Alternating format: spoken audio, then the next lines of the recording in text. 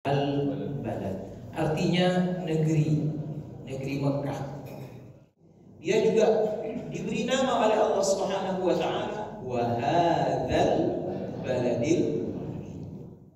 Dia juga disebutkan oleh Allah sebagai Ummul Qura.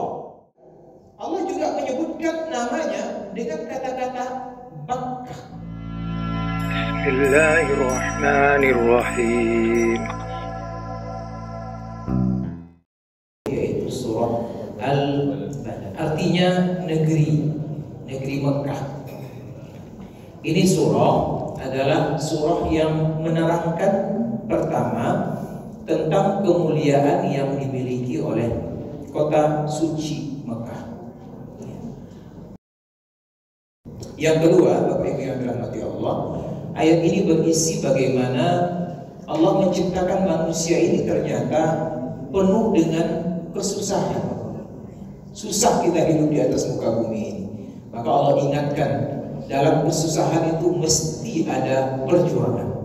Jangan sampai kesusahan itu kemudian membuat kita putus asa, kemudian berpangku tangan. Tetapi dengan kesusahan itu kita jadikan sebagai jalan untuk terus berjuang, berusaha, sehingga kita kemudian menjadi orang yang berbahagia di dunia dan berbahagia di akhirat.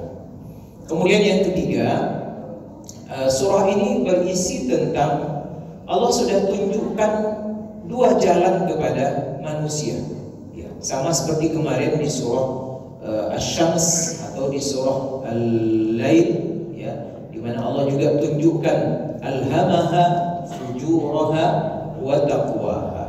Kalau di sini Allah mengatakan fahadainahun najdain, kami tunjukkan dua jalan. Ada jalan yang akan membawa kita ke surga dengan segala macam amal ibadah yang bisa kita lakukan, dan ada jalan yang akan membawa kita ke neraka dengan segala kemaksiatan yang kita lakukan.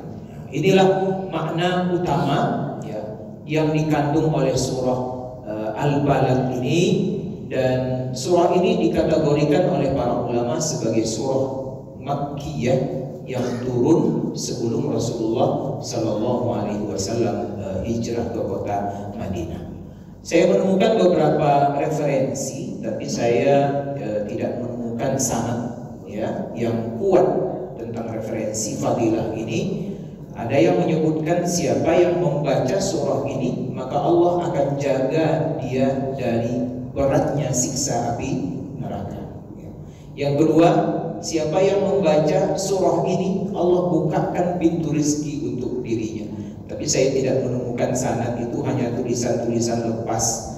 Dan di dalam tafsir Ibnu Katsir, dalam tafsir Al-Qurtubi, itu tidak disebutkan hadis-hadis secara khusus seperti hadis-hadis yang berkaitan dengan surah-surah yang lain, ya, seperti surah Al-Mulk, surah Al-Qiyamah, ya, atau surah Yasin, ya, surah Al-Waqi'ah, ya, tidak ada hadis-hadis yang menerangkan seperti itu. Bapak Ibu yang dirahmati Allah Subhanahu wa taala, surah Al-Balad ini terdiri daripada 20 ayat. Ya, 20 ayat.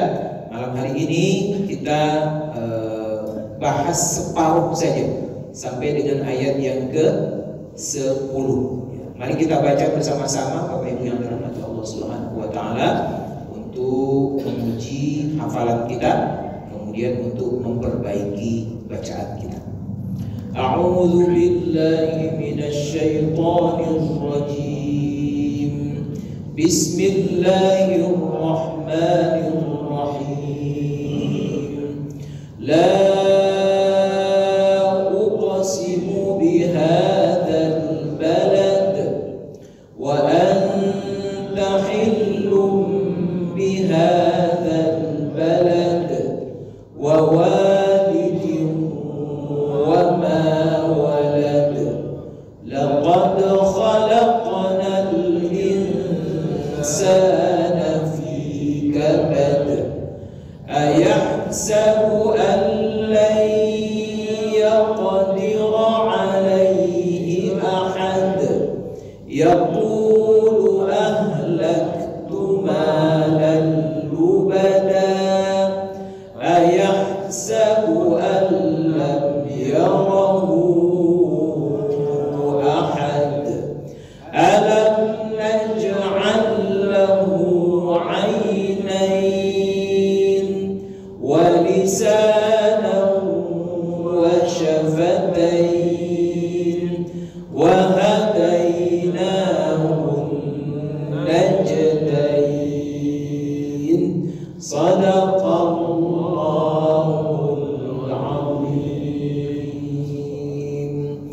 Ayat pertama sampai dengan ayat kelima itu ditutup dengan qalqalah, ya.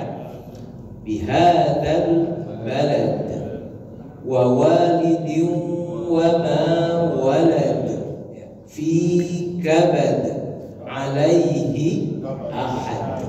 Itu namanya qalqalah kubra, qalqalah besar. Jadi kalau kita mematikannya itu dijelaskan bacaannya. Balad, walad, kabad, ahad. Yang kedua, ayat yang ke-6 sampai dengan agak macam-macam nih. Ada lubada. Ayat ke-6 itu diakhiri dengan mat'iwat namanya. Ya. Yaqulu ahlaktu malal lubada. Panjangnya hanya cukup satu alif, ya. Kemudian kembali lagi ke qalqalah ahad. Ayat yang ke-8 sampai dengan ayat yang ke-10 itu ditutup dengan ainain syafatain najdain. Ini dikategorikan sebagai mad arid lis sukun, ya. Cuman agak berbeda dia sedikit, ya. Maka membacanya bisa kita baca 2 harakat ainain, atau bisa kita baca 4 harakat, atau kita baca 6 harakat. Yang dipanjangkan itu nainya. Alam naj'al lahu 'ainain. Ya, dia matinya itu. Wa lisanan wa syafatain wa hadainahun najdain. Dia matinya itu kita panjangkan, ya. Bukan, kadang-kadang ada orang yang baca alam naj'al lahu 'ainain. Itu salah, ya. Najdain salah. Yang betul ainain, najdain. Bapak Ibu yang dirahmati Allah Subhanahu wa taala, itu beberapa cara membaca, ya, daripada surah ini, ya, surah yang mulia ini yang bernama surah Al-Balad. Kita mulai. A'udzu billahi minasyaitonir rajim. Bismillahirrahmanirrahim. Rabbi zidna ilma warzuqna fahma. La uqsimu bihadzal balad. La itu bukan la berarti bukan, Pak, ya. Jadi tidak setiap lam alif di dalam Al-Qur'an itu bermakna tidak, ya. Di sini maknanya pertama, sungguh kata Allah, aku benar-benar bersumpah. Dan lam ini oleh para ulama dikategorikan sebagai lam zaidah, sebagai lam tambahan, tapi bukan lam nahiyah, bukan larangan, ya. Jadi benar-benar kata Allah, aku bersumpah. Itu yang pertama maknanya. Yang kedua, lam itu juga bermakna seolah-olah menolak anggapan orang-orang kafir tentang kedudukan kota Mekah yang salah, gitu. Seolah-olah seperti ini. Enggak loh, enggak seperti itu. Jadi mereka punya pendapat, Mekah tuh begini, Mekah tuh begini, Mekah tuh begini, ya. Maka Allah mengatakan tidak. Jadi sepertinya ada Allah menghalangi ucapan mereka yang negatif tentang Mekah. Bahkan kata Allah, aku bersumpah dengan kota Mekah. Nah, itulah makna daripada la uqsimu bihadzal balad. Jadi kata Allah, aku betul-betul bersumpah dengan negeri ini. Jadi al-balad itu artinya pada dasarnya dia bermakna negeri, Pak. Cuman kan ada alif lamnya di sini, berarti dia ma'rifah. Ma'rifah itu diketahui, ya.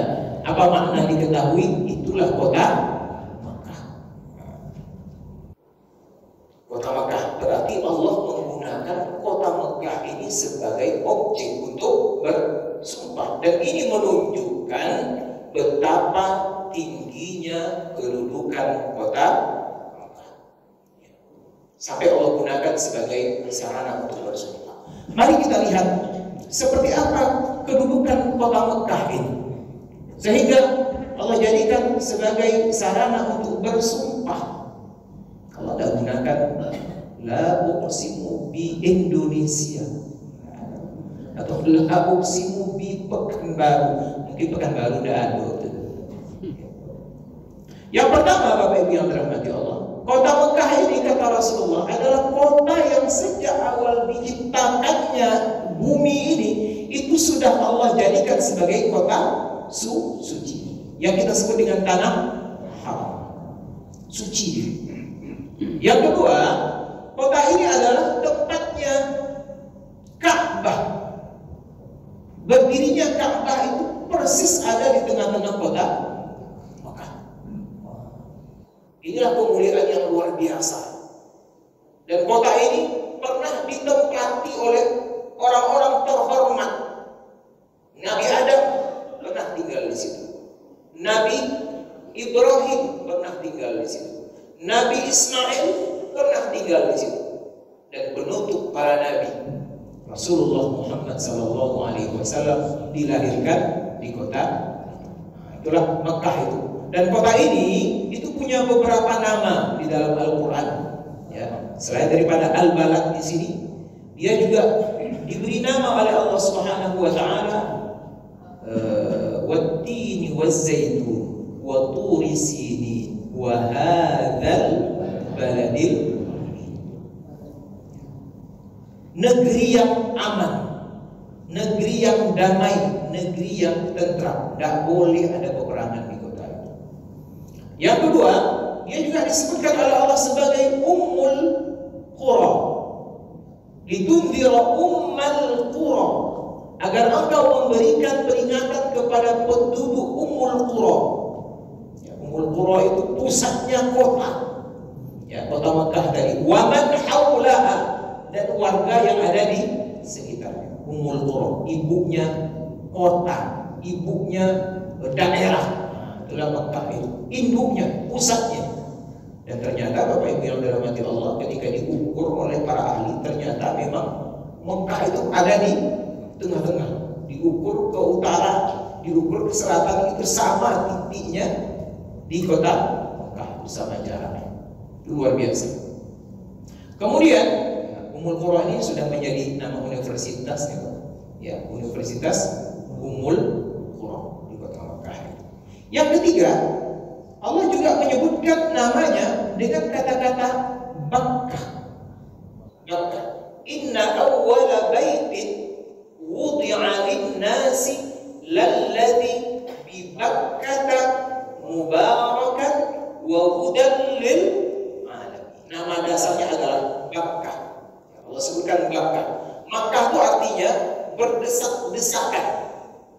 Karena orang yang masuk ke situ pasti berdesak-desakan. Kalau penuh, kalau kita tawaf berdesak-desakan. Kalau kita sa'i berdesak-desakan. Apalagi mencium aja banyak tidak dapat kita, tapi cukup mencoba berdesak-desakan saja, tidak sampai ke tempat tujuan. Itu arti Makkah, ya, Makkahnya. Kalau Bakkah sendiri, ada ulama yang mengatakan diambil dari kata-kata baka yabki, artinya menangis. Orang yang sampai di Mekah itu, baru pertama dia sampai di situ, dijamin pasti nangis. Membuat kita berurai air mata. Datang kita menangis, pulang pun menangis. Itulah Mekah. Nama lain daripada Mekah ini, kata ulama berdasarkan ayat Quran, adalah Inda Baitikal Muharram, rumah Allah yang suci, yang tak boleh dipatahkan rantingnya, tak boleh diburu binatang liar, tak boleh diambil barang-barang yang hilang di situ. Kecuali barang itu kita ambil untuk kita umumkan. Nah, itu kata Rasulullah SAW. Jadi siapapun yang berada di kota Mekah itu akan ada batasnya tuh, Pak. Batas tanah haram itu ada. Ya, kemudian keluar dari situ tak haram lagi. Tapi yang batas tanah haram itu tak boleh dipatahkan ranting, Tak boleh, jangankan ditebang, dipatahkan rantingnya tak boleh. Makanya tanaman di apa tuh, padang Arafah itu kan terjaga dia Pak. Tidak ada yang berani jahil. Kalau jahil nanti ada yang melekat daging onta diambil satu batang. Kalau 3 juta orang ambil satu ranting, kira-kira apa terjadi? Habis Pak. Cuman Allah menggariskan, tak boleh dipatahkan rantingnya, apalagi ditebang pohonnya. Tak boleh diburu binatang liarnya di sini. Ya. Tak boleh tanahnya dibawa keluar. Batu-batunya tak boleh dijadikan batu cincin. Kalau masing-masing jamaah Indonesia pas lagi musim cincin kemarin, boleh ambil batunya itu. Habislah batu yang ada di kota, dibawa semua ke sini. Tak boleh kemudian mengambil barangnya. Ada barang hilang jangan diambil. Kecuali kata Rasulullah kalau ingin diumumkan kepada orang-orang yang mungkin kehilangan. Itulah Makkatul Mukarramah, tempat yang kita rindukan, tempat yang kita idam-idamkan untuk kita kunjungi. La uqsimu bihadzal balad. Yang kedua kata Allah, wa anta hillum bihadzal balad. Dan engkau wahai Muhammad hillum, betul-betul tinggal, betul-betul diam di negeri Mekah ini. Di Mekah ini engkau lahir di situ, engkau besar di situ, engkau dewasa di situ, sampai akhirnya engkau diusir oleh kaummu dari kota itu. Maka kata Rasulullah, andaikan umatku, kata Rasulullah, andaikan kaumku tidak mengusirku, kata Rasulullah, maka aku, kata Rasulullah, tidak akan keluar dari kota. Tuhan, karena Nabi diusir dari itu, diancam mau dibunuh. Akhirnya Rasulullah dengan kesedihan yang mendalam meninggalkan kota Mekah, kemudian pindah ke kota Madinah. Sampai di kota Mekah, jangan dikira Nabi langsung tiba-tiba tidak bisa melupakan Mekah. Terbayang Mekah tuh. Padahal Allah sudah suruh, Muhammad, kalau engkau cari kiblat, jangan siapa Mekah lagi. Kiblatlah ke Baitul Maqdis. Selama di Baitul Maqdis itu jadi kiblat, Nabi terbayang Mekah, Nabi terbayang Ka'bah. Itu yang Nabi minta terus. Mudah-mudahan Allah alihkanlah kiblat kami dari Baitul Maqdis ke Ka'bah. 16 bulan Rasulullah berharap-harap sampai akhirnya fawalli wajhaka syatral masjidil. Rindu Rasulullah untuk melihat Mekah. Sampai kemudian Nabi datang dicegah lagi ketika terjadi perjanjian Hudaybiyah. Belum sampai ke Mekah, pulang lagi ke kota Madinah. Sahabat pun begitu rindunya untuk masuk ke kota Mekah. Sampai akhirnya pada tahun ke-9 Hijriah, akhirnya Rasulullah bisa menaklukkan kota suci. Dan Rasulullah diberikan oleh Allah dari kata-kata hilun ini, kamu bebas melakukan apa saja selama untuk mendapatkan ridha Allah Subhanahu wa taala. Ya, termasuk Nabi dibolehkan untuk berperang di kota Mekah itu sebagai pengecualian, ya, dari kata-kata hilun tadi. Kalau ada orang mengatakan boleh tidak berperang seperti Nabi, tak boleh, karena berperang itu hanya dikhususkan untuk Nabi sallallahu alaihi wasallam. Wa anta hillum bihadzal balad. Yang ketiga, wa walidin wa ma walad. Allah bersumpah wa walidin. Ini macam-macam ini maknanya. Wa ma walad macam-macam. Yang pertama, ada yang memaknai wa walidin, demi orang yang diberikan Allah keturunan sehingga dia menjadi seorang ayah atau ibu. Yang kedua, wa ma walad, demi yang tak punya keturunan alias mandul. Ini ada yang memaknainya ini Pak. Ya, berarti ada dua kemungkinan manusia. Satu, dia mendapatkan keturunan. Yang kedua, dia tidak diberikan keturunan. Ya Allah. Yang tak diberi keturunan sabar. Ya, pasti ada. Tapi jangan pernah putus asa untuk berdoa. Mana tahu di usia 40, 50 tak dapat, Pak. Di usia 60, 70 dapat dia. Nah, kita tidak tahu kan, Nabi Zakaria dapat usia tua, ya kan? Nabi Ibrahim dapat di usia tua, ya. Ali Imran dengan istrinya Hana Imran dapat anak di usia tua. Yang penting jangan pernah putus asa untuk berdoa kepada Allah Subhanahu wa taala. Itu makna pertama, wa walidi. Yang kedua, wa walidi, demi semua orang tua, ya, yang punya anak, yang melahirkan anak dari perkawinan mereka, wa ma walad, dan demi anak-anak hasil daripada pernikahan kedua orang tuanya. Ada juga yang mengatakan seperti itu. Ini menunjukkan kemuliaan manusia. Allah berbangga dengan manusia yang Dia ciptakan sebagai laqad khalaqnal insana fi ahsani taqwim. Yang ketiga, ada yang mengatakan para ulama tafsir, wa walidin, demi Nabi Adam, demi ayah datuk moyang kita yang bernama Adam, wa ma walad, dan seluruh anak keturunannya. Cuman ulama tafsir mengatakan anak keturunan yang masuk dalam konteks walad ini hanya anak keturunan yang bertakwa kepada yang tidak bertakwa, tidak masuk di sini. Karena Allah mengatakan kalau tidak bertakwa itu kedudukannya asfala safilin. Ulaika kal an'ami bal hum adall. Mereka tidak kayak manusia, tapi mereka seperti binatang. Kal bahaim, seperti binatang, tidak masuk mereka.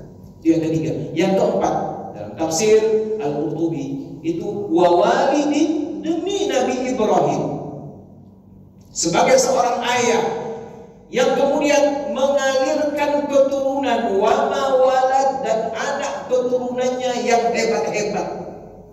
Nabi Ibrahim, dari beliau lahirlah Nabi Ismail alaihissalam. Lahirlah dari beliau Nabi Ishaq alaihissalam. Dari Nabi Ismail terus ke bawah 40 sekian keturunan, lahirlah Rasulullah sallallahu alaihi wasallam. Dari Nabi Ishaq lahirlah Nabi Yakub. Dari Nabi Yakub lahirlah Nabi Yusuf. Dari nabi-nabi dari keluarlah kemudian para al-anbiya wal mursalin, dari kalangan Nabi Bani Israel sampai Nabi yang ke-24, Nabi Isa alaihi wa walidi wa ma walad. Laqad khalaqnal insana fi kabad. Nah, ini yang menunjukkan tadi betapa kita sebagai manusia ini memang Allah ciptakan dalam keadaan susah payah, ya. Sampai kita sempurna, sampai mati itu kesusahan, kepayahan itu tak pernah lepas dari kita ini. Sehingga kita memang setiap saat harus berjuang, harus berusaha sungguh-sungguh agar lepas daripada kesusahan itu. Laqad, sungguh kata Allah, kami betul-betul khalaqna, telah menciptakan al-insan, manusia itu fi kabad. Kabad itu ada dua maknanya dalam tafsir. Satu, tegak berdiri manusia itu, ya, Allah ciptakan kita dalam keadaan berdiri tegak. Karena salah satu makna dari kabat, daripada kabat itu berdiri tegak sempurna. Nah, itulah manusia itu. Itu yang pertama. Yang kedua, makna kabat itu asyiddah wal masyaqqah, susah dan payah. Mulai dari manusia itu ada dalam kandungan ibunya sudah masuk dalam alam kesusahan. Lahirnya dalam keadaan susah. Tidak ada emak yang senang melahirkan itu. Walaupun operasi sesar, berat operasi sesar, ya. Tantangannya hidup dan mati. Apa selesai kesusahan manusia? Belum, kata Allah. Nanti dia disusui selama 2 tahun, itu susah lagi, ya. Anaknya susah, emaknya juga susah.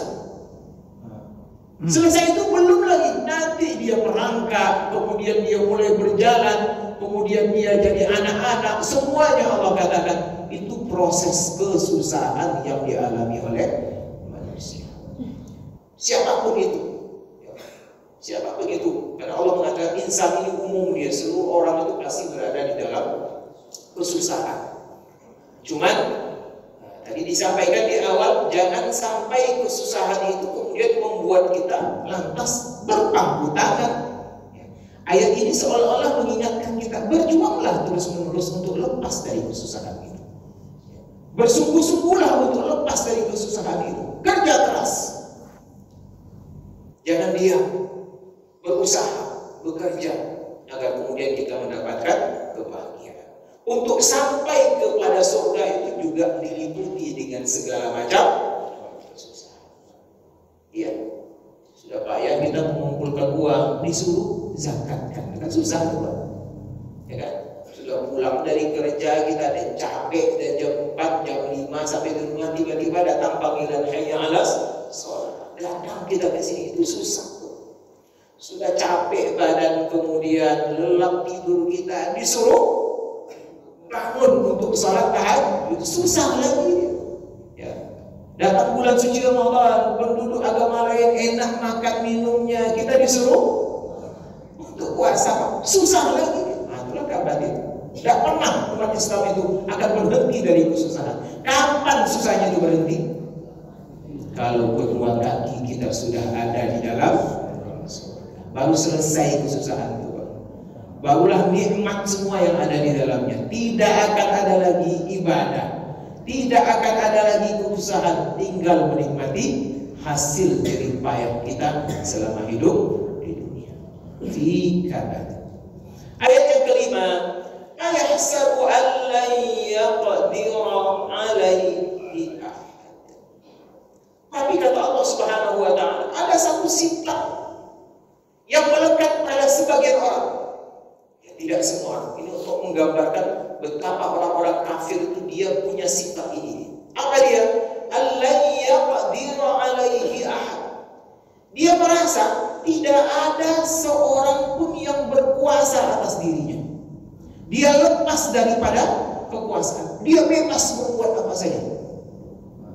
Mau ini, mau itu, tidak ada yang mengatur, tidak ada yang membatasi, tidak ada yang menguasai. Itu sifatnya orang kafir. Sehingga kejahatan, kemaksiatan, kedurhakaan bebas mereka buat.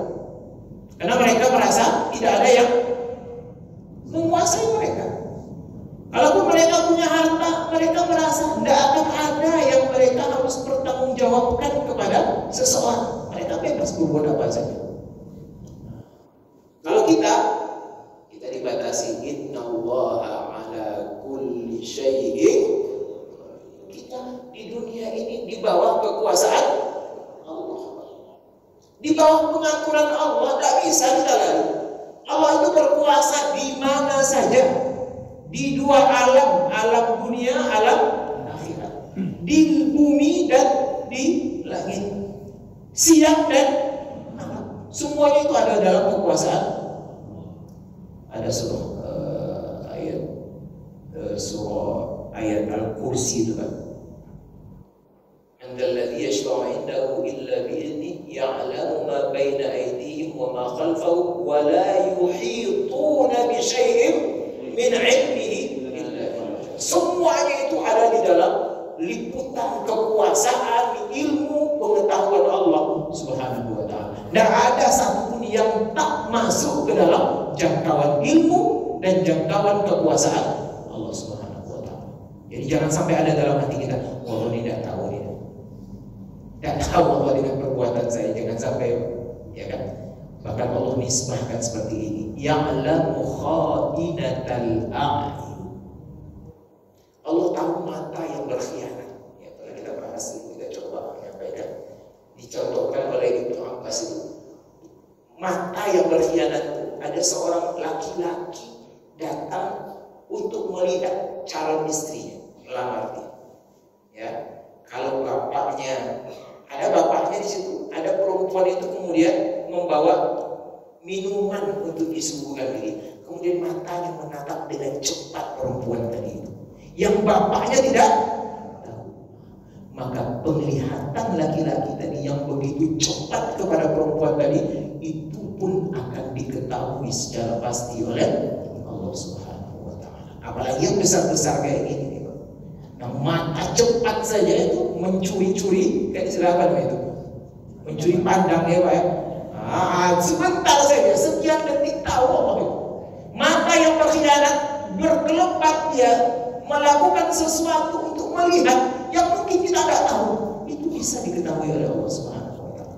Dan sekarang pun sudah mampu Pak, melalui HP itu kan, melalui sorotan kamera itu bisa diketahui apalagi oleh Allah Subhanahu wa Ta'ala. Begitulah kemampuan Allah menguasai kita. Tapi orang kafir itu merasa tidak ada yang berkuasa atas mereka, sehingga merasa mereka bebas membuat apa saja sesuai dengan keinginan nafsu mereka. Kita tidak, kita pasti berada di dalam kekuasaan Allah. Kita pasti berada dalam penglihatan Allah. Kita pasti berada dalam pendengaran Allah Subhanahu wa Ta'ala. Kemudian yaqulu ahlaktu malan lubada. Mereka mengatakan, aku sudah banyak menghabiskan harta ya, untuk mencapai kemuliaan, untuk mencapai ketenaran ya, untuk aku habiskan dalam rangka hidupku di atas muka bumi ini sebebas-bebasnya. Dia habiskan untuk berfoya-foya ya, dengan alasan tadi dia bebas berbuat apa saja karena dia tidak merasa dikuasai oleh Allah Subhanahu wa Ta'ala. Ditambah lagi yang kedua ini, alam ayahsabu alam yarahu. Dia mengira dia tidak dilihat oleh siapapun. Dia merasa itu tidak ada yang melihat saya, maka saya bebas berbuat apa saja, saya bebas melakukan apa saja, saya berbuat kejahatan apa saja, tak ada yang melihat saya sendiri. Di dalam kantor saya ubahlah angka ini, saya maaf, saya ini. Jangan-jangan itu terjadi gara-gara perasaan tak dilihat oleh Allah. Memang dia tak dilihat oleh manusia. Mungkin semut tak ada di dalam itu, mungkin cicak tak ada di dalam itu, mungkin CCTV tak ada melihat di dalam itu. Tetapi yakinlah kita, innallaha huwas samiul basir. Innahu huwas samiul basir. Allah itu maha mendengar dan Allah maha melihat setiap apapun yang kita kerjakan. Nah, ini sifat yang tidak baik ya. Ada perasaan tidak merasa dikuasai oleh siapapun, ada perasaan tidak dilihat oleh siapapun. Itu adalah perasaan-perasaan yang hanya dimiliki oleh orang-orang yang ingkar dan durhaka kepada Allah Subhanahu wa Ta'ala. Orang beriman dipastikan mereka akan senantiasa berada di dalam kekuasaan Allah dan senantiasa berada di dalam penglihatan dan pengawasan Allah Subhanahu wa Ta'ala, sehingga mereka menjaga takwanya, ya kan? Fa amma man a'ta wa taqa. Mereka selalu bertakwa, menjaga diri agar mereka tidak melakukan hal-hal yang tidak disukai oleh Allah, karena perasaan mereka senantiasa dilihat, didengar dan diawasi oleh Allah Subhanahu wa Ta'ala. Inilah Bapak Ibu yang dirahmati Allah, kita hanya sampai pada ayat yang ke-7. Insyaallah minggu depan kita akan lanjutkan dari ayat yang ke-8 sampai dengan ayat yang ke-20. Adanallahu wa iyyakum ajma'in wa billahi taufiq wal hidayah. Assalamualaikum warahmatullahi wabarakatuh.